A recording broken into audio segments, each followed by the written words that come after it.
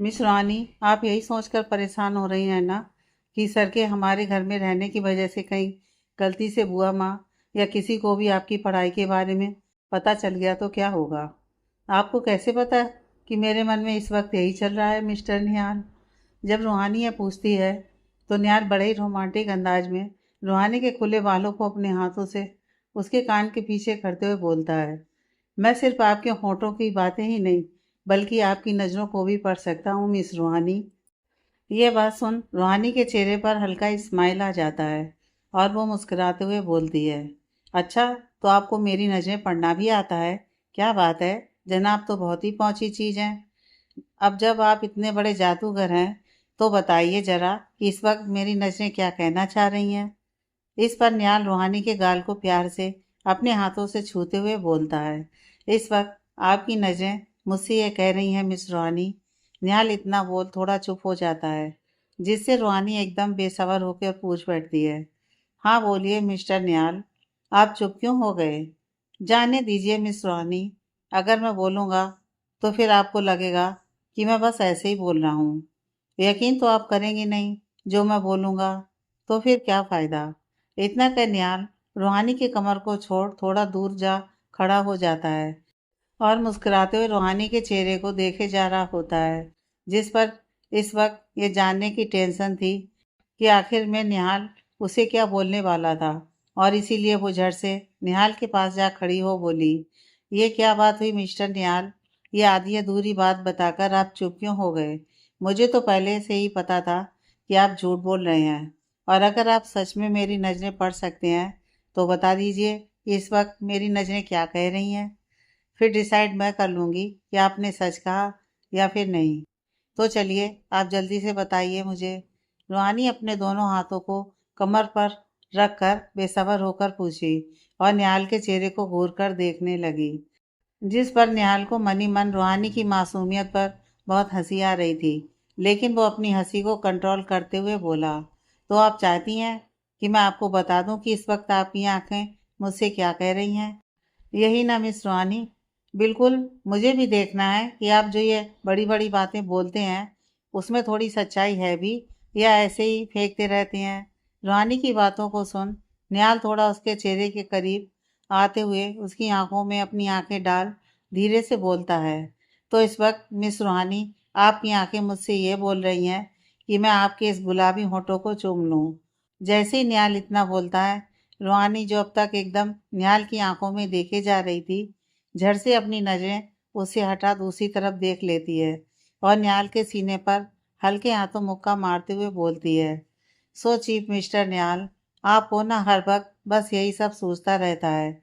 वैसे आपकी जानकारी के लिए बता देती हूँ कि मेरी नज़रें आपसे ऐसा वैसा कुछ भी नहीं बोल रही थी। वो तो आपके दिमाग में ही हर वक्त ऐसा वैसा चलता रहता है। मैं जा रही हूँ, आप यहीं बैठकर ख्याली पुलाव पकाते रहिए। सच बात तो यह थी कि जब रूहानी निहाल की बातों को सुनती है तो उसे बहुत शर्म आ जाती है और इसीलिए वो कमरे से जाने लगती है। लेकिन निहाल इतनी आसानी से उसे नहीं जाने देने वाला था, इसीलिए वो जड़ से रूहानी की कलाई को पकड़ उसे अपनी तरफ खींच लेता है, जिससे रूहानी सीधे निहाल की बाहों में जा पहुंचती है और निहाल अपने दोनों हाथों से रूहानी को कसकर पकड़ बोलता है, मैंने तो आपको पहले ही बोला था मिस रूहानी कि आप मेरी बातों पर यकीन ही नहीं करेंगी, इसीलिए तो मैं नहीं बता रहा था आपको। देखिए, आपकी नज़रें बेसब्र होकर मुझसे अभी भी बोले जा रही हैं और आप हैं कि झूठ बोल रही हैं। मैं बता रहा हूँ मिस रूहानी, अगर मैंने अभी आपको किस नहीं किया ना तो आप दिन भर चैन से नहीं रह पाएंगी। आपको रह रहकर मेरी ही याद सताएगी। निहाल जिस तरह से रूहानी के साथ फ्लर्ट कर रहा था उसे देखकर रूहानी को बहुत शर्म आ रही थी और साथ में अंदर ही अंदर खुशी भी हो रही थी। तभी निहाल अपने एक हाथ से रूहानी के चेहरे को थोड़ा ऊपर उठाते हुए उसके होंठों के करीब बढ़ने लगता है। रूहानी निहाल को अपने करीब आते देख अपनी आंखें बंद कर लेती है और अपने दोनों हाथों से निहाल की शर्ट को कसकर पकड़ लेती है। निहाल भी रूहानी के होंठों के करीब बढ़ते हुए अपनी आंखें बंद कर लेता है। कुछ ही पल में निहाल के होंठ रूहानी के होंठों को छू लेते हैं, पर इससे पहले कि वो किस कर पाते, उससे पहले ही कमरे के दरवाजे पर एक लाठी के सहारे टिके राठी सर आकर खड़े हो जाते हैं और दोनों को इतने करीब देख जल्दी से दरवाजे पर अपना हाथ पटकते हुए बोलते हैं, एक्सक्यूज मी। ये आवाज़ सुनते ही रूहानी और निहाल दोनों ही एकदम से हचकचाकर दरवाजे की तरफ देखने लगते हैं और जैसे ही सामने राठी सर को खड़े पाते हैं वो दोनों शर्म से एक दूसरे से अलग हो खड़े हो जाते हैं।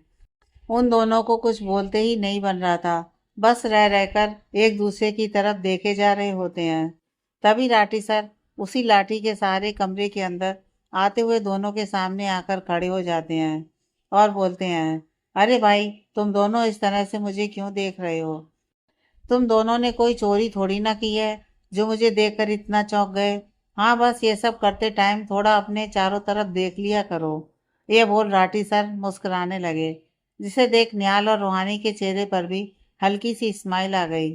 तभी निहाल पूछता है, वैसे सर, आपको तो मैंने बेड पर आराम से लिटा दिया था ना, तो फिर आप इस तरह, और फिर डॉक्टर ने अभी आपको सख्त मना किया है इस तरह चलने से, तो फिर आप खुद क्यों चल कर आए? आप हमें बुला लेते, हम आ जाते। हाँ सर, मिस्टर निहाल बिल्कुल ठीक बोल रहे हैं। आपको इस तरह अभी चलने की ज़रूरत नहीं है। अगर कोई काम हो तो हम दोनों में से किसी को भी बुला लिया कीजिए, हम खुद आ जाया करेंगे। मैं जानता हूँ कि तुम दोनों को मेरी बहुत ज़्यादा फिक्र है, पर मैं अब ठीक हूँ, तो इतना परेशान होने की कोई ज़रूरत नहीं है। वो मुझे तुम दोनों से कुछ ज़रूरी बात करनी थी, तो मैं खुद ही यहाँ पर चला आया। राठी सर की बात सुन निहाल और रूहानी थोड़ा सोच में पड़ गए और हैरानी से एक दूसरे की तरफ देखने लगे। फिर एक साथी पूछ पड़े, ऐसी कौन सी बात करनी थी आपको सर, जो आप यहाँ पर खुद ही चल कर आ गए? कोई सीरियस बात है क्या? नहीं गाइस, ऐसी परेशानी वाली कोई बात नहीं है।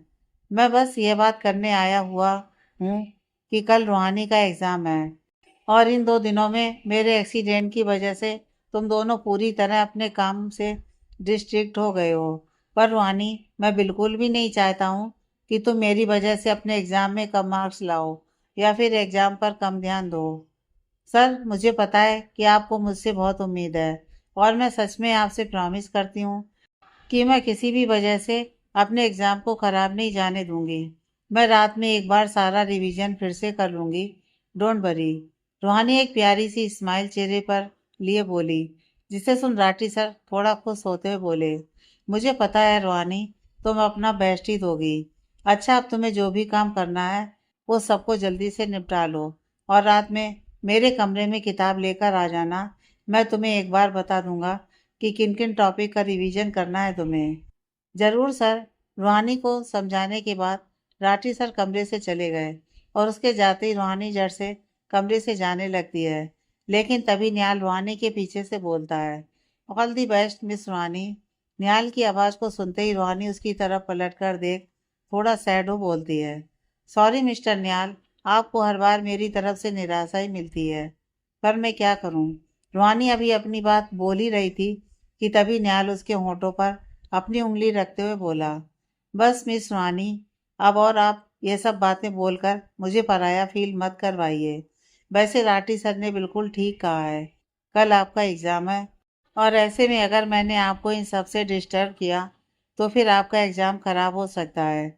इसीलिए आप ये सब सोचना बंद कीजिए और अपना पूरा पूरा ध्यान अपने रिवीजन पर लगाइए। इन सब के लिए तो पूरी लाइफ ही है।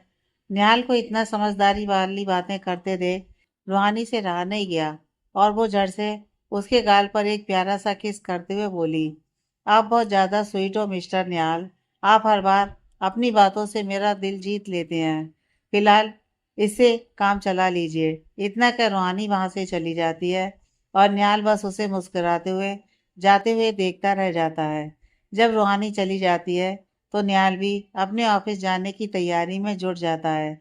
लेकिन तभी दरवाजे पर से छिपकर राठी सर निहाल को घूर कर देख रहे होते हैं और धीरे से खुद में बोलते हैं, बस तुम्हें जितना भी रूहानी के साथ फ्लर्ट करना है तुम कर लो निहाल, पर यह खुशी आज भर के लिए ही है तुम्हारे पास।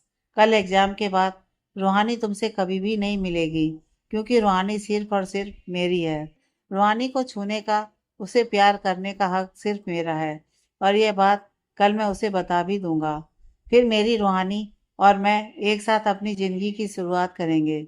राठी सर ये सब खुद में बोल एक डेबिल भरी स्माइल दे वहां से चले जाते हैं। इधर रूहानी जल्दी जल्दी किचन का सारा काम निपटा रही होती है ताकि वो अपनी पढ़ाई का रिवीजन भी कर पाए। रूहानी सभी को नाश्ता करा देती है। निहाल भी ऑफिस के लिए निकल जाता है। उसके बाद रूहानी अपना किताब ले गेस्ट रूम की तरफ चल पड़ती है, लेकिन सबसे नजरें बचाकर कि कहीं उसे कोई देख ना ले। किताब के साथ में लगभग 11 बज रहे थे। रूहानी सभी से नजरें बचाकर राठी सर के कमरे में अपनी किताब के साथ जा पहुंची। राठी सर, आप क्या कर रहे हैं? रूहानी कमरे के अंदर जाते हुए पूछी, क्योंकि जब वो अंदर गई तो राठी सर अपने बेड पर आराम करने के बजाय शीशे के पास खड़े कुछ कर रहे थे। लेकिन जैसे ही उन्होंने रूहानी की आवाज़ सुनी, उनके हाथ में कुछ था जिसे वो झट से अपनी पेट्स की जेब में डालते हुए उसकी तरफ मुड़कर खड़े हो गए और बोले, कुछ नहीं रूहानी, मैं तो बस अपने बाल बना रहा था। वैसे तुम्हारा सारा काम खत्म हो गया ना?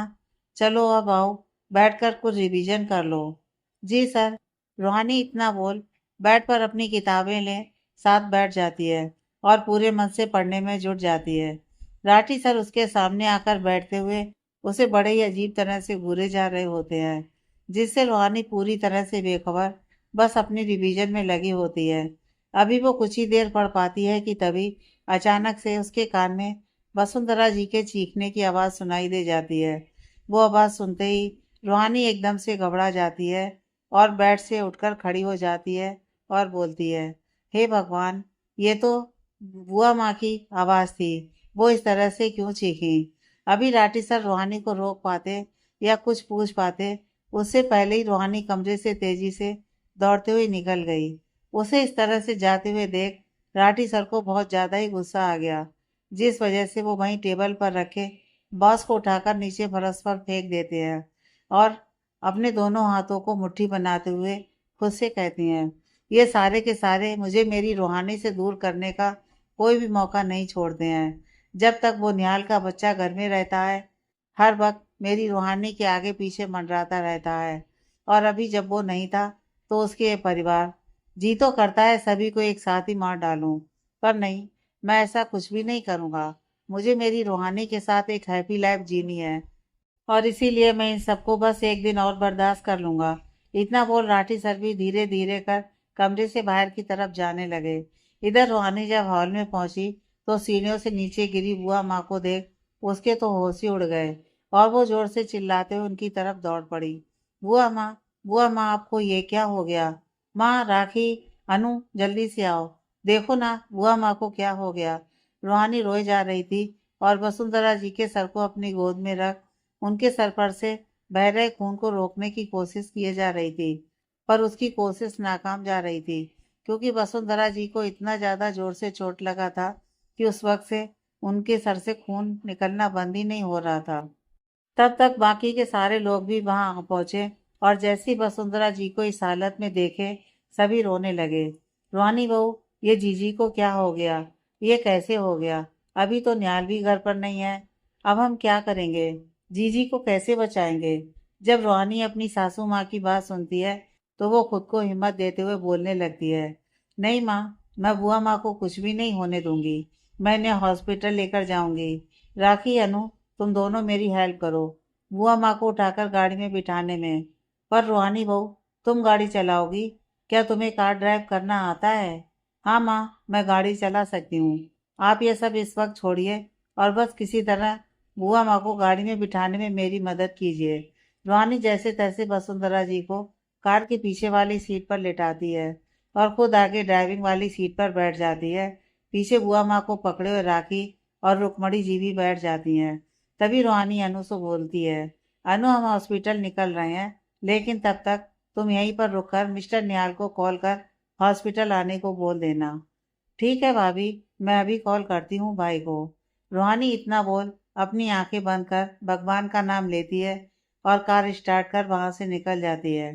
हॉस्पिटल लगभग 15-20 मिनट तक ड्राइव करने के बाद वो सभी हॉस्पिटल के बाहर आ पहुंचते हैं और रूहानी तेजी से कार से निकलते हुए हॉस्पिटल के अंदर स्टेशन लाने चली जाती है।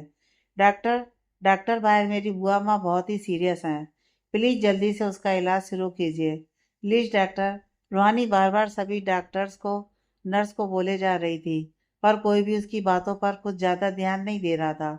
जब रूहानी ये नोटिस करती है कि कोई भी उसकी बात को सुनने तक को तैयार नहीं है, तो वो हॉस्पिटल के रिसेप्शन पर जाकर खड़ी हो जाती है और वहाँ पर रखे कांच के गिलास को अपने हाथ में उठाकर जोर से ज़मीन पर फेंक देती है, जिसकी आवाज़ सुनते ही सभी नर्स और डॉक्टर उसकी तरफ देखने लगते हैं। उसमें से एक डॉक्टर गुस्से में उसके पास जा बोलता है, आर यू मैड? क्या तुम्हारा दिमाग खराब है जो इस तरह हॉस्पिटल में बदतमीजी कर रही हो? जानती हो इस बदतमीजी के लिए मैं अभी तुम्हें अरेस्ट करवा सकता हूँ। अच्छी तरह से जानती हूँ डॉक्टर, और भला आप कर भी क्या सकते हैं? हम आम लोग आपको भगवान मानकर आपके पास आते हैं अपनी अपनों की जिंदगी को बचाने के लिए, पर नहीं, आप जैसे बड़े डॉक्टर को भला हम आम जिंदगी की कहाँ ही फिक्र होगी। आप तो पैसे कमाने के लिए ये जॉब करते हैं ना, लोगों की जिंदगी बचाने के लिए थोड़ी। रूहानी की इस तरह की बेतुकी बातों को सुन वहीं खड़ी नर्स तुरंत उसके पास आ उसका हाथ जोर से पकड़ लेती हैं और गुस्से से उससे कहती हैं, तुम्हारी इतनी हिम्मत कि तुम डॉक्टर से इस तरह से बात कर रही हो? तुम चलो यहाँ से। डॉक्टर, आई एम सॉरी, पता नहीं ये लड़की कहाँ से आ गई यहाँ पर तमाशा करने के लिए, पर आप परेशान मत होइए, मैं इसे अभी बाहर का रास्ता दिखाकर आती हूँ। चलो तुम यहाँ से। वो नर्स इतना बोल गुस्से में रूहानी के हाथ को जोर जोर से खींच वहां से ले जाने लगी, लेकिन अभी रूहानी अपनी बात को जारी रख पाती उससे पहले ही डॉक्टर बोल पड़ते हैं, नर्स, छोड़ दो इनका हाथ। पर डॉक्टर, मैंने बोला ना, छोड़ो इनका हाथ। डॉक्टर के गुस्से भरे शब्द सुन वो नर्स रूहानी के हाथ को छोड़ देती है और थोड़ा दूर जाकर खड़ी हो जाती है। तभी डॉक्टर रूहानी से पूछते हैं, क्या प्रॉब्लम है बताइए? डॉक्टर, आई एम सॉरी, मैं ये सब बिल्कुल भी करना नहीं चाहती थी, पर क्या करती, मेरी बातों को सुनने के लिए यहाँ पर किसी के पास भी 1 मिनट तक का समय नहीं था, और बाहर मेरी बुआ माँ जिंदगी और मौत के बीच में है। इसीलिए आप सभी का ध्यान अपनी तरफ करने के लिए मैंने इस तरह की हरकत की। पर डॉक्टर प्लीज़ मेरी बुआ माँ का इलाज जल्द से जल्द शुरू कर दीजिए, उनके सर में बहुत ही ज़्यादा ब्लड निकल चुका है। Please doctor. रूहानी जब अपनी बात रखती है तो डॉक्टर गुस्से से नर्स और वार्ड बॉय की तरफ देखते हुए बोलते हैं, क्या यही काम कर रहे हो तुम लोग? एक पेशेंट बाहर मौत के मुंह में खड़ा है और तुम लोग उसे बचाने के बजाय इसे ही यहाँ से निकालने में लगे हुए हो। अब मेरा मुंह क्या देख रहे हो? जल्दी से जाओ और उन्हें ऑपरेशन थिएटर में शिफ्ट करो। मैं तब तक सारी तैयारी शुरू करता हूँ। जी डॉक्टर। डॉक्टर के कहने पर वार्ड बॉय जल्दी से स्ट्रेचर लेकर हॉस्पिटल के बाहर निकल गया वसुंधरा जी को लाने। लगभग 1 घंटे से रूहानी, रुक्मणी जी और राखी ऑपरेशन थिएटर के बाहर घबराई हुई खड़ी थी और अंदर ऑपरेशन चल रहा था। जब रूहानी रुक्मणी जी को रोते हुए देखती हैं तो वो उनके पास जाते हुए उनके कंधे पर अपना हाथ रख बोली, प्लीज माँ, हमारी बुआ माँ को कुछ भी नहीं होगा, आप इस तरह से रोइए मत। वो बहुत ही अच्छी हैं, इसीलिए आप भगवान जी पर भरोसा रखिए, उन्हें कुछ भी नहीं होगा। पर रूहानी बहू, डॉक्टर अभी तक बाहर क्यों नहीं आए हैं? जी जी, सच में ठीक हो जाएंगी ना? हाँ माँ, बुआ माँ बिल्कुल ठीक हो जाएंगी, आओ देख लीजिए। रूहानी अभी ये बोल ही रही थी कि तभी एक नर्स ऑपरेशन थिएटर से दौड़ते हुए बाहर निकली और रूहानी के सामने जा खड़ी होते हुए कहती है, देखिए पेशेंट के सर से काफ़ी मात्रा से खून बाहर निकल चुका है, तो ऐसे में उन्हें ब्लड चढ़ाने की ज़रूरत है। पर इस वक्त हमारे हॉस्पिटल के ब्लड बैंक में ओ निगेटिव ब्लड अवेलेबल नहीं है, इसीलिए आप जल्द से जल्द ओ निगेटिव ब्लड का इंतज़ाम कीजिए। जैसे ही नर्स ये बात बोलती है, रुक्मणी जी तो रोते हुए रूहानी के हाथ को कसकर पकड़ लेती हैं, लेकिन रूहानी इस वक्त बिल्कुल भी हिम्मत नहीं हार सकती थी, इसलिए वो हिम्मत के साथ बोली, नर्स, मैं अभी ओ निगेटिव ब्लड अरेंज करके लाती हूँ, तब तक आप बुआ माँ का ट्रीटमेंट शुरू कर दीजिए। माँ, आपको इस वक्त हिम्मत से काम लेना होगा, मैं अभी आती हूँ, तब तक आप और राखी भगवान जी से प्रे कीजिए कि सब ठीक हो। राखी, माँ का ध्यान रखना। जी रूहानी भाभी, आप जाइए, मैं हूँ यहाँ पर। राखी के कहने पर रूहानी तेजी में दौड़ते हुए हॉस्पिटल से निकल जाती है। उसके गए अभी कुछ ही मिनट हुए होंगे कि तभी निहाल अपनी कार से तेजी में निकल भागते हुए हॉस्पिटल के अंदर आ सीधे रुक्मणी जी के पास आ खड़ा हो गया और रोते हुए बोला, माँ राखी, ये सब कैसे हो गया? जैसे ही रुक्मणी जी अपने बेटे की आवाज़ सुनती हैं, वो तुरंत बेंच पर से खड़ी हो जाती हैं और निहाल के सीने से लग रोने लगती हैं। बेटा, जीजी ऑपरेशन थिएटर में है। तभी निहाल उन्हें संभालते हुए कहता है, माँ आप इस तरह से क्यों रो रही हैं? हमारी बुआ माँ को कुछ भी नहीं होगा, इसीलिए आप ये रोना बंद कीजिए, वरना आपकी भी तबीयत खराब हो जाएगी। राखी, मिस रूहानी कहाँ पर हैं? भाई, रूहानी भाभी ब्लड अरेंज करने के लिए गई हैं, अभी जस्ट निकली हैं, क्योंकि उस हॉस्पिटल में वो निगेटिव ब्लड नहीं था इस वक्त। अच्छा, तुम माँ को संभालो, मैं जाकर मिस रूहानी को देखता हूँ। निहाल इतना बोल रुक्मणी जी को वही बेंच पर बिठा खुद बाहर जाने के लिए निकलने ही वाला था कि तभी डॉक्टर बाहर आते हुए एकदम सीरियस हो पूछे, क्या हुआ? आपने वो निगेटिव ब्लड का इंतजाम किया? देखिए, इस वक्त पेशेंट की हालत काफ़ी ज़्यादा सीरियस है। अगर हम जल्द से जल्द उनका ऑपरेशन शुरू नहीं करेंगे तो उनको बचा पाना मुश्किल हो जाएगा। डॉक्टर की बात सुन निहाल घबरा तो बहुत गया, पर फिर भी वो हिम्मत रखते हुए बोला, डॉक्टर, बस कुछ देर और, मिस रूहानी अभी आती होंगी ब्लड लेकर। कुछ देर डॉक्टर और, देखिए जितनी जल्दी ब्लड का अरेंज हो जाएगा उतना ही अच्छा होगा, वरना हमारा हाथ से सब कुछ फिसल जाएगा। आप जल्दी करिए। डॉक्टर इतना बोल वापस से ऑपरेशन थिएटर के अंदर चले जाते हैं और बाहर निहाल मन ही मन खुद में बोलता है, प्लीज मिस रूहानी, आप जल्दी ब्लड लेकर आइए, यहाँ बुआ माँ की हालत खराब होती चली जा रही है। इधर रूहानी बिना किसी गाड़ी के सड़क पर तेजी में दौड़े चली जा रही थी और खुद में बड़बड़ा भी रही थी, हे भोलेनाथ, बस आज मेरा साथ मत छोड़ना, मुझे इतनी हिम्मत दे दो जिससे हम अपनी बुआ माँ की जान को बचा सकें। उन्हें कुछ भी नहीं होने देना भोलेनाथ। यह गाड़ी भी नहीं मिल रही है, ऐसे दौड़कर जाने में तो बहुत ज़्यादा समय लग जाएगा।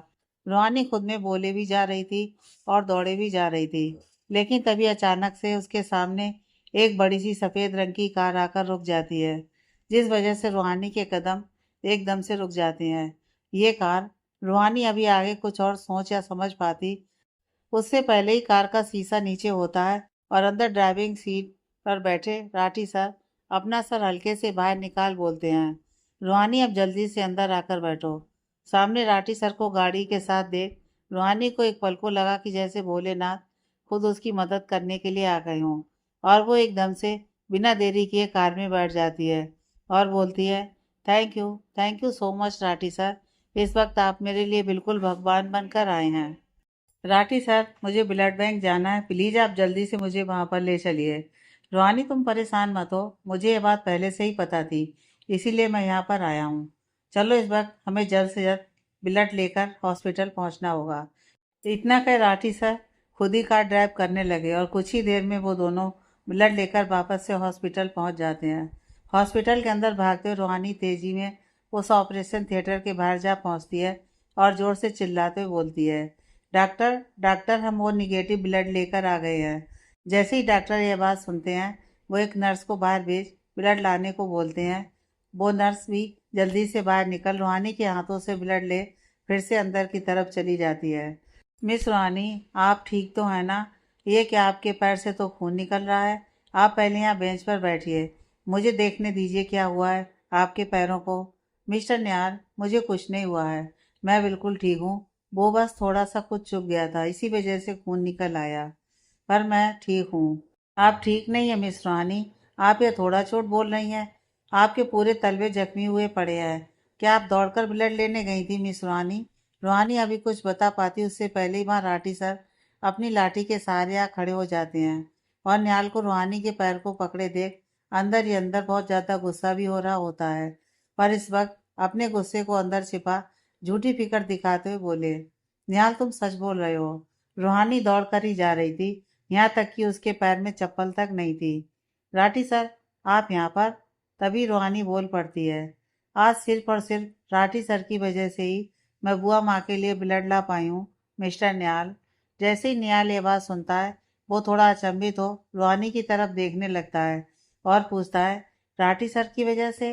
मैं कुछ समझा नहीं मिस रूहानी। तभी रूहानी राठी सर की तरफ देखते हुए बोली, मिस्टर निहाल, आज जब मैं ब्लड लेने जा रही थी तो मुझे एक भी ऑटो नहीं मिल रहा था, जिस वजह से मैं दौड़कर ही चली जा रही थी, पर अगर सही समय पर राठी सर अपनी कार को लेकर मेरे पास नहीं पहुंचते तो मुझे भी नहीं पता कि मैं बुआ माँ के लिए ब्लेड अरेंज करके ला पाती कि नहीं। इसीलिए आज जो भी हुआ वो सबका क्रेडिट सिर्फ और सिर्फ राठी सर को जाता है। सर, आज आपने जो हम सबके लिए किया उसके लिए आपका बहुत बहुत धन्यवाद। सच में सर, आज आपने बहुत बड़ी हेल्प करी है हमारी। सिर्फ मिस सुहानी नहीं बल्कि हम सभी आपके बहुत बहुत एहसानमंद हैं सर। आपने जो हम सबके लिए किया है उसके सामने तो कुछ भी ऐसा नहीं है जिससे हम आपके एहसान को कुछ कम कर सकें। ये बात खुशी भरे चेहरे के साथ निहाल बोल रहा था, जिसे सुन राठी सर मन ही मन खुद में बोले, तुम्हारे पास तो वो है निहाल जो मुझे चाहिए। फिर तुम कैसे नहीं मेरा एहसान चुका सकते हो। पर मैं जानता हूँ कि तुम कभी भी मुझे मिस रूहानी को नहीं दोगे। इसीलिए मुझे तुम्हारी खैरात की वैसे भी ज़रूरत तो नहीं है, क्योंकि कल हमेशा हमेशा के लिए मेरी रूहानी मेरे पास आ जाएगी। उसके बाद तुम और तुम्हारी ये सो कॉल्ड फैमिली रहना एक साथ। मुझे ना तुमसे और ना ही तुम्हारी फैमिली से कोई मतलब है। राठी सर को इस तरह से बिना कुछ भी बोले चुप खड़ा देख निहाल थोड़ा मुस्कुराते हुए बोला, राठी सर, क्या सोचने लग गए आप? सच में आपका बहुत बहुत धन्यवाद। प्लीज निहाल, ऐसा मत बोलो। तुम लोग तो मुझे इस तरह से बार बार थैंक यू बोलकर पराया बना रहे हो। अब इतना बड़ा भी मैंने कुछ नहीं कर दिया। अच्छा, अब जाओ, जाकर सभी के लिए चाय लेकर आओ। देखो तुम्हारी माँ कितनी ज़्यादा घबराई हुई हैं इस वक्त, उन्हें संभालो। जी सर। निहाल इतना बोल सभी के लिए चाय लाने चला गया। इधर राठी सर भी रूहानी के पास आकर बैठते हुए उसके पैर को झुककर छूने की कोशिश करने लगे। पर जैसे ही रूहानी उन्हें ऐसा करते हुए देखती है, वो हड़बड़ाकर बेंच पर से उठ खड़ी हो जाती है और हैरानी से पूछती है, ये क्या कर रहे थे सर आप? अरे रूहानी, तुम इतना घबरा क्यों गई हो? मैं तो बस तुम्हारे जख्म देखने की कोशिश कर रहा था। तुम बैठ जाओ और मुझे देखने दो कि क्या जख्म ज़्यादा गहरे हैं या फिर हल्के हैं। प्लीज़ सर, आप इस तरह से मेरे पैर मत छूइए। आप मेरे सर हैं और मुझे बिल्कुल भी ये बात मंजूर नहीं है कि आप मेरे पैर छुएं। मैं ठीक हूँ और मेरे जख्म भी ज़्यादा गहरे नहीं हैं, तो आप मेरे लिए परेशान मत होइए। आपकी भी तबीयत अभी पूरी तरह से ठीक नहीं हुई है, इसीलिए आप यहीं पर बैठिए। मैं अभी आती हूँ बाथरूम से। रूहानी इतना बोल थोड़ा लंगड़ाते हुए वहां से चली गई और राठी सर गुस्से में अपने दोनों हाथों को मुट्ठी बना खुद को शांत करने में लग जाते हैं। इधर रूहानी जल्दी से बाथरूम के अंदर जाकर दरवाजे को बंद कर शीशे के सामने जाकर खड़ी हो जाती है और खुद को देखते हुए बोलती है, मुझे राठी सर के छूने से इतना अजीब क्यों लगा? लगा मानो वो मुझे गलत इंटेंशन से छूने की कोशिश कर रहे हैं। पर वो तो मेरे टीचर हैं और हमेशा से एक पिता की तरह ही मैंने उनका सम्मान किया है। तो फिर मुझे उनके करीब आने से इतना नेगेटिव फीलिंग्स क्यों आने लगती है? शायद मैं कुछ ज़्यादा सोच रही हूँ या फिर कुछ बात है जिसको मैं समझ नहीं पा रही हूँ। रूहानी खुद में ये सारी बातें बोल परेशान हुए जा रही थी कि तभी बाथरूम के दरवाजे पर किसी ने खटखटाया। उस आवाज़ को सुनते ही रूहानी अपनी सोच को विराम लगाते हुए बोल पड़ी, कौन? मिस रूहानी, मैं निहाल हूँ। आप इतने समय से बाथरूम के अंदर क्या कर रही हैं? आप ठीक तो है ना? मैं आपके लिए भी चाय लाया हूँ, तो आप जल्दी से बाहर निकलिए। वो मैं ठीक हूँ मिस्टर निहाल। इतना बोल रूहानी जल्दी से दरवाज़ा खोल बाहर निकलने लगती है। लेकिन तभी निहाल जल्दी से बाथरूम के अंदर आ दरवाज़ा बंद कर रूहानी को दीवार पर सटा खुद उसके सामने खड़ा हो जाता है और अपने दोनों हाथों को दीवार पर लगा कहता है, मिस रूहानी, आपको क्या लगता है कि आप मुझसे अपनी फीलिंग्स को छिपा लेंगी और मुझे कुछ भी समझ में नहीं आएगा? निहाल की बातों को सुन रूहानी बोली, मिस्टर निहाल, ये आप क्या बोल रहे हैं? मैंने क्या छिपाया है आपसे? और फिर आप इस तरह से? देखिए, ये हॉस्पिटल है ना कि हमारा बेडरूम, जो आप यहाँ भी शुरू हो गए। चलिए हटिए। मैं नहीं हटने वाला हूँ मिस रूहानी, जब तक आप मुझे बताएंगी नहीं। ये क्या पूछ रहे हैं आप मिस्टर निहाल? मैं सच में नहीं समझ पा रही हूँ कि आपको क्या जानना है। ऐसा क्या है जो मैंने आपसे छिपाया है? रूहानी जब ये बात निहाल के चेहरे को देखते हुए पूछती है, तो निहाल तुरंत बोल पड़ता है, वही बात मिस रूहानी जिसे आप खुद में करती हैं और उससे खुद ही परेशान भी होती हैं। आपको क्या लगता है कि मैं इन सब में बिजी हूँ, तो मुझे आपके चेहरे पर ये परेशानी की लकीरें नहीं दिखाई दे रही हैं? मैं अच्छी तरह से जानता हूँ कि ज़रूर कोई तो बात है जिस वजह से आप इतनी डिस्टर्ब हैं। जब रूहानी निहाल के मुंह से ये सारी बातें सुनती है, तो वो एक पल के लिए अपनी आंखें निहाल के चेहरे पर से हटा नहीं पाती है और हैरान हो बस उसे ही देखे जा रही होती है और खुद में मन ही मन बोलती है, कितना समझते हैं मिस्टर निहाल मुझे। मैंने जो बातें इनसे कहीं भी नहीं है उन्हें भी भाप गए हैं ये। पर सॉरी मिस्टर निहाल, इस वक्त आप ऑलरेडी बुआ को लेकर इतने ज़्यादा परेशान हैं और ऐसे में मैं अपनी उलझनों के बारे में आपको बताकर और ज़्यादा डिस्टर्ब नहीं करना चाहती हूँ। वैसे भी मुझे सिर्फ शक है, ऐसे में अगर मैंने ये बात आपसे कही तो पता नहीं आप कैसे रिएक्ट करेंगे। इसीलिए इस वक्त मैं आपको कुछ भी नहीं बता पाऊंगी। रूहानी को काफ़ी देर से निहाल बस देखे जा रहा था और उससे जवाब का वेट कर रहा था। पर जब वो रूहानी को इस तरह खामोश खड़ा देखा तो उसके गाल को अपने एक हाथ से छूते हुए बोला, मिस रूहानी, आप क्या सोचने लग गई? बताइए ना, क्या बात आपको इतना परेशान कर रही है? आप जानती हैं कि मैं आपको इस तरह परेशान नहीं देख सकता हूँ। तो फिर निहाल अभी और आगे कुछ बोल पाता उससे पहले ही रूहानी अपने पैरों को कुछ ऊपर उठा जल्दी से निहाल के होठों पर हल्का सा किस कर लेती है और मुस्कुराते हुए निहाल की आंखों में देख कहती है, आप जैसा लाइफ पार्टनर मिलने के बाद भला किसी लड़की को क्या ही परेशानी हो सकती है मिस्टर निहाल। सच में मैं बहुत ज़्यादा ही लकी लड़की हूँ जिसे आप जैसा लाइफ पार्टनर मिला है।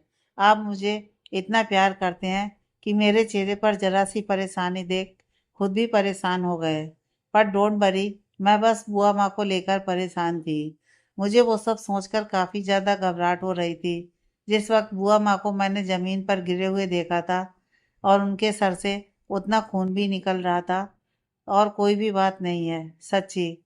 रूहानी निहाल को इस वक्त सच न बताकर बस बात को घुमा देती है, जिससे सुन निहाल रूहानी के सर पर प्यार से हाथ फेरते हुए बोलता है, मिस रूहानी, लकी इंसान तो मैं हूँ जिसे आप जैसी लड़की मिली है।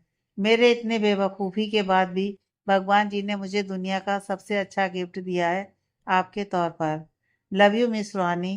Love you so much mister Nihal. अच्छा, अब यहीं पर खड़े होकर मेरी तारीफें करते रहेंगे या फिर बाहर जाकर चाय भी पिलाएंगे? रूहानी थोड़ा मजाकिया अंदाज में ये बोल निहाल को खुद से दूर करने लगी, लेकिन तभी निहाल रूहानी की कमर को अपने दोनों हाथों से कसकर पकड़ते हुए उसे खुद के शरीर से सटा बोला, ऐसे कैसे जा सकती हैं आप मिस रूहानी? अब आपने मुझे जो दिया है उसे मुझे ही तो रिटर्न करना पड़ेगा ना। आपको तो अच्छे से पता है कि मैं किसी का उधार नहीं रखता हूँ। मैंने आपको क्या दिया, अभी बताता हूँ मिस रूहानी। निहाल इतना बोल रूहानी के होंठों के करीब बढ़ने लगा, जिससे रूहानी को तुरंत समझ में आ गया कि उसके कहने का मतलब क्या था और इसीलिए वो मुस्कुराते हुए झट से अपने हाथों से निहाल के होंठों को ढक देती है और कहती है, आपका नाम ना मिस्टर निहाल खुराना नहीं बल्कि मिस्टर रोमियो खुराना होना चाहिए था। आपको ना हर वक्त बस रोमांस ही सूझता रहता है।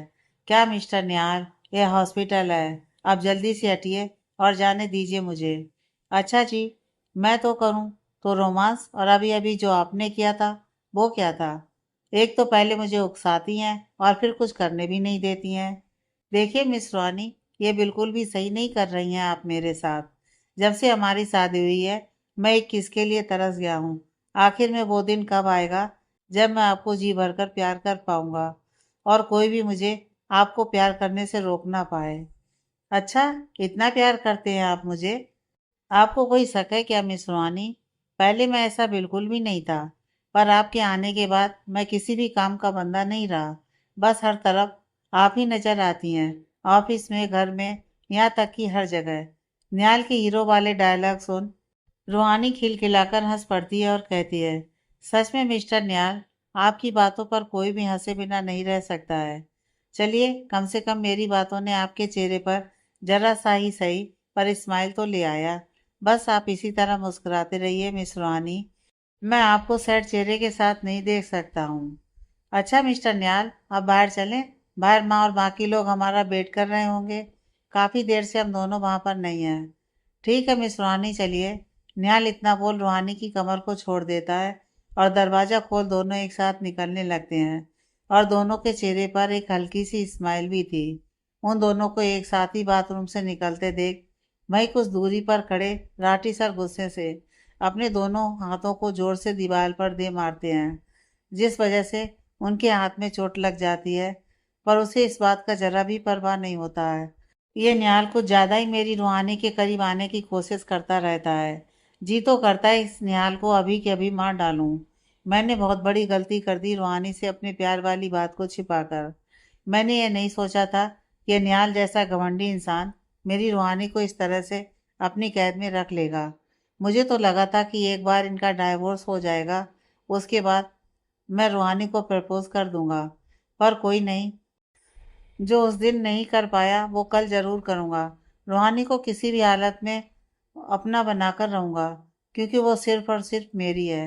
इधर लगभग 2.5 घंटे तक ऑपरेशन होता रहा। फाइनली ऑपरेशन कंप्लीट हो गया और डॉक्टर उस कमरे से बाहर आते हुए निहाल और रूहानी से बोले, ऑपरेशन इज सक्सेसफुल। अब बस भगवान से दुआ कीजिए कि उन्हें जल्दी से होश आ जाए।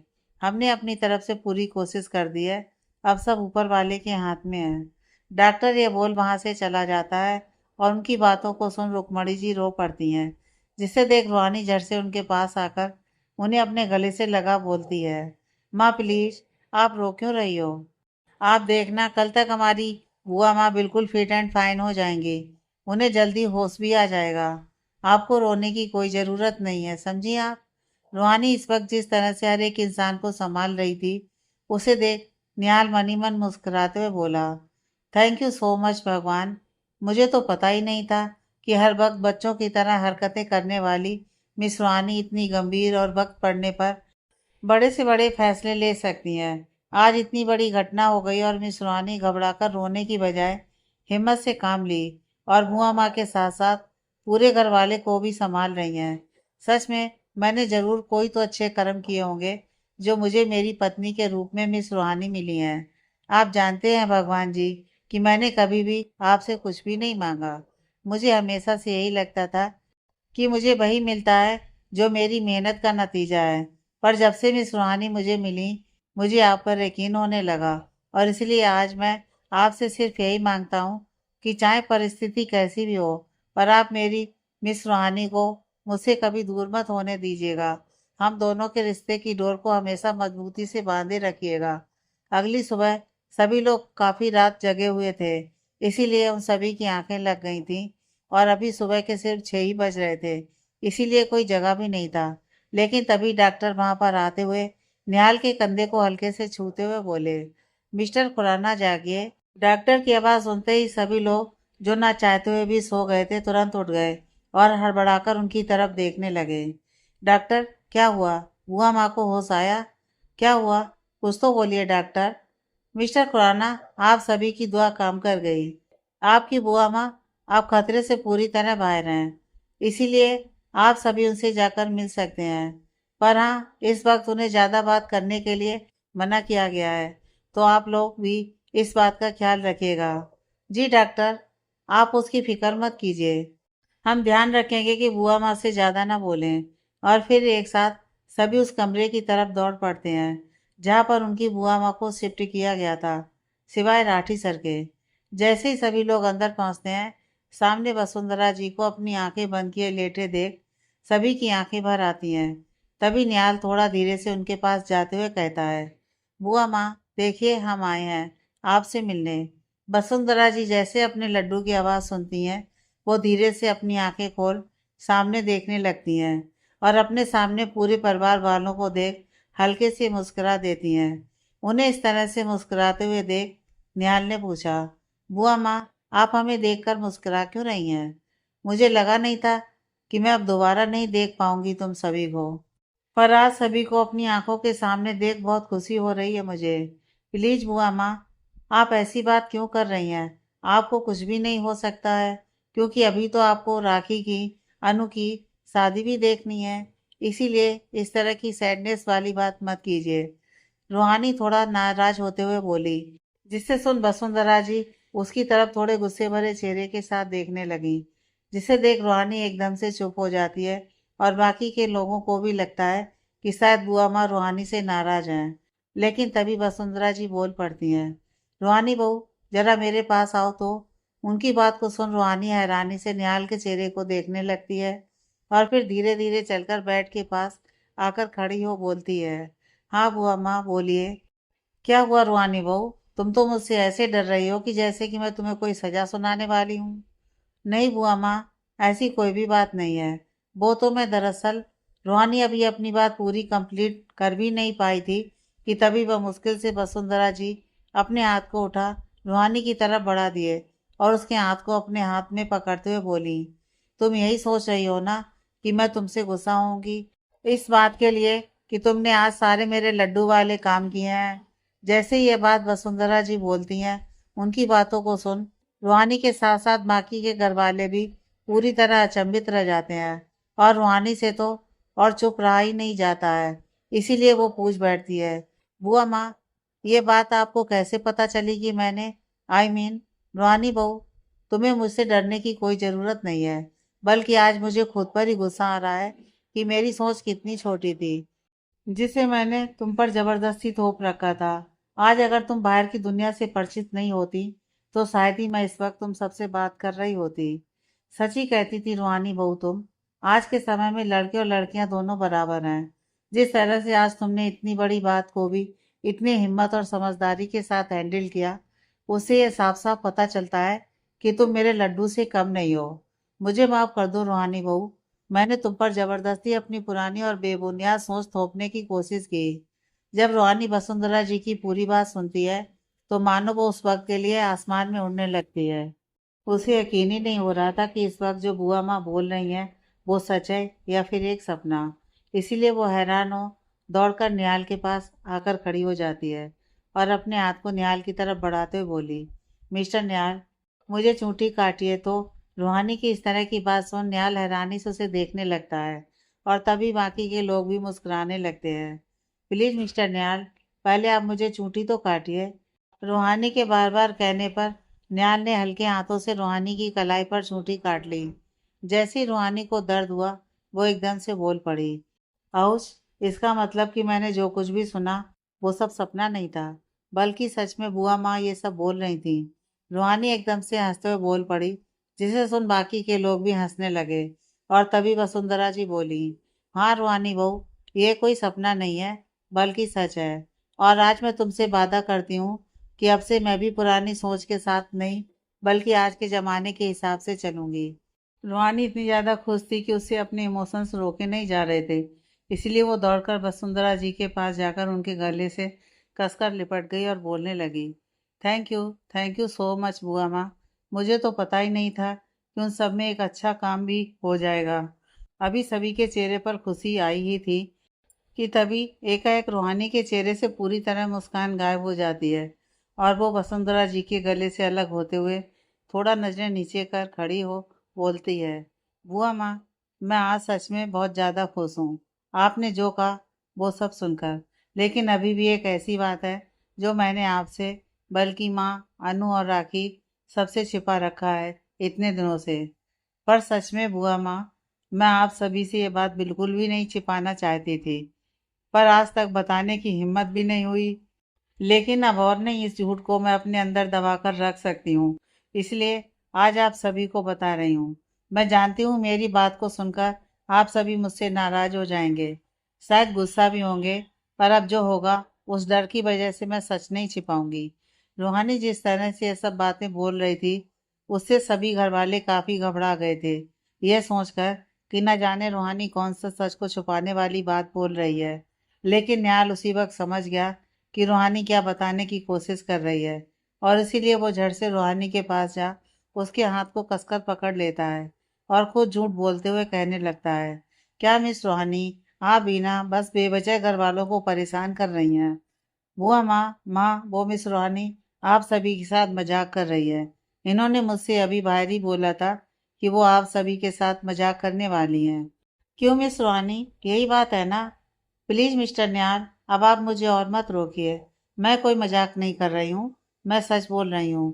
वो फाइनली बोल पड़ती है, दरअसल मैंने अपनी पढ़ाई नहीं छोड़ी है और आप सभी के आने से पहले मैं कॉलेज जाया करती थी और इस तरह से साड़ी पहनकर घर के काम वगैरह करती थी। सच तो यह है कि मुझे खाना बनाना नहीं आता था। वो बस आप सभी को कुछ पता नहीं चले, इसलिए जैसे तैसे इतने दिन से बात संभाल रहे थे मिस्टर न्याल। और आज मेरे एग्ज़ाम भी हैं। अगर एक बात मैं बताऊं तो मैं आप सभी की सोच की तरह बिल्कुल भी नहीं हूँ। बुआ माँ, मैं आपकी परफेक्ट बहू नहीं हूँ, ये है मेरा सच। रूहानी सारी बातें बता अपना सर नीचे झुका लेती है और एक गहरी सांस लेते हुए अपने दोनों हाथ को जोड़कर कहती है, बुआ माँ, मैंने आप सभी से झूठ बोला। इसके लिए आप मुझे जो सजा देंगी वो मुझे मंजूर होगा। अगर आप नहीं चाहेंगी तो मैं अपनी आगे की पढ़ाई भी कंटिन्यू नहीं करूँगी, छोड़ दूँगी। पर इन सब में एक बात सच है और वो है कि मैं मिस्टर निहाल से बहुत ज़्यादा प्यार करती हूँ और उनके साथ रहना ही अब मेरी पहली ख्वाहिश है। रूहानी जब ये सारी बातें बोल रही थी तो दरवाजे पर खड़े राठी सर भी उसकी बातों को सुन रहे थे और जैसे ही उन्होंने सुना कि रूहानी अपने एग्ज़ाम न देने के बारे में सोच रही है, वो एक पल में हड़बड़ा गए और खुद में मन ही मन बोल पड़े, नहीं रूहानी, तुम ऐसा कुछ नहीं करोगी। मैं तुम्हें ऐसा नहीं करने दूंगा। अगर तुम एग्ज़ाम देने नहीं जाओगी तो फिर मेरे सपने का क्या होगा? मैं तुम्हें हमेशा हमेशा के लिए अपना कैसे बनाऊंगा? यह सोच राठी सर तुरंत सबके बीच में घुसते हुए बोल पड़े, रूहानी, तुम ऐसा नहीं कर सकती हो। तुम्हें पता है ना कि एग्ज़ाम तुम्हारे लिए कितना ज़्यादा इम्पोर्टेंट है और तुमने इस एग्ज़ाम के लिए कितना ज़्यादा मेहनत करी है। अगर ऐसे में तुम एग्ज़ाम ही नहीं दोगी तो तुम्हारा पूरा का पूरा साल बर्बाद हो जाएगा। प्लीज़ राठी सर, मैं जानती हूँ कि आप मेरी पढ़ाई को लेकर बहुत ज़्यादा सीरियस हैं, पर सॉरी, मैं अपने परिवार वालों को नाखुश करके कोई पढ़ाई नहीं करना चाहती हूँ और ना ही मुझे एग्ज़ाम देकर खुशी होगी। जब रूहानी ऐसा बोलती है तो राठी सर आगे कुछ नहीं बोल पाते हैं और वो चुप ही रह जाते हैं। पर तभी बुआ माँ बोल पड़ी, एक मिनट रूहानी बहू, तुम अभी कुछ और बोलो उससे पहले मेरी बात सुन लो। हाँ बुआ माँ, आप जो बोलेंगी मुझे मंजूर है। प्लीज़ बताइए, मेरे झूठ बोलने की क्या सज़ा है? रूहानी इतना बोल बिल्कुल खामोश हो जाती है। तभी वसुंधरा जी कहती हैं, निहाल, जरा तुम मेरे पास आना। जब वसुंधरा जी निहाल को अपने पास बुलाती हैं तो निहाल थोड़ा हैरान हो जाता है और आश्चर्य से रूहानी की तरफ देखते हुए फिर बुआ माँ के पास जा खड़ा हो जाता है और पूछता है, क्या हुआ बुआ माँ? लड्डू, रूहानी बहू के एग्जाम का समय क्या है? जैसे ये बात निहाल के साथ साथ बाकी के लोग भी सुनते हैं, वे सभी हैरान हो जाते हैं और अजीब निगाहों से वसुंधरा जी की तरफ देखने लगते हैं। अरे तुम लोग मुझे ऐसे क्यों देख रहे हो? मैं समझ सकती हूँ कि मेरी बात सुन तुम सभी को बहुत ज़्यादा हैरानी हो रही होगी, पर इस वक्त ये सारी बातें सोचना छोड़ो। निहाल बेटा, और जल्दी से रूहानी बहू को लेकर उसके एग्जाम वाली जगह पर लेकर जाओ। मैं नहीं चाहती हूँ कि मेरी बहू का एक साल खराब हो जाए।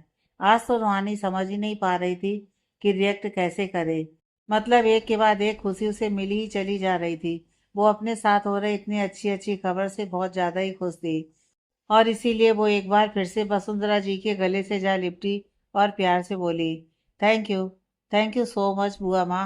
आप बर्ड की बेस्ट बुआ माँ हो, सच्ची में। अच्छा अच्छा, अब बस करो रूहानी बहू, आप जल्दी से जाओ वरना तुम्हारा एग्ज़ाम छूट जाएगा। और हाँ, तुम्हें एग्ज़ाम में अच्छे मार्क्स लाने हैं।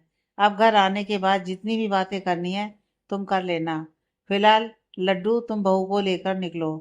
पर बुआ माँ, आप यहाँ पर और मैं ऐसे में। निहाल बेटा, तुम उसकी चिंता मत करो।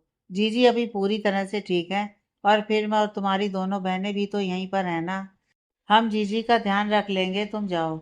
सभी के कहने पर निहाल और रूहानी जाने को मान लेते हैं, लेकिन तभी राठी सर बोल पड़ते हैं, रूहानी, मैं भी चलूंगा तुम दोनों के साथ। पर सर, आप इस हालत में, आपकी तबीयत अभी पूरी तरह से ठीक नहीं हुई है। प्लीज़ आप मेरे लिए इतना स्ट्रेस मत लीजिए। मैं आपसे प्रॉमिस करती हूँ कि मैं एग्ज़ाम में अच्छे मार्क्स ही लाऊंगी। रूहानी, मुझे तुम पर पूरा भरोसा है, पर एक टीचर होने के नाते मैं अपने स्टूडेंट के साथ एग्ज़ाम सेंटर पर जाना चाहता हूँ। प्लीज़ तुम मना मत करना। वैसे तो रूहानी राठी सर को मना नहीं कर पाई, पर न जाने उसे उनकी बातों को सुन इतना अजीब क्यों लग रहा था। हाँ, वो जानती थी कि राठी सर उसकी पढ़ाई को लेकर थोड़ा ज़्यादा ही सीरियस थे, पर अब उसे कुछ ज़्यादा ही लगने लगा था। आगे की कहानी नेक्स्ट पार्ट में।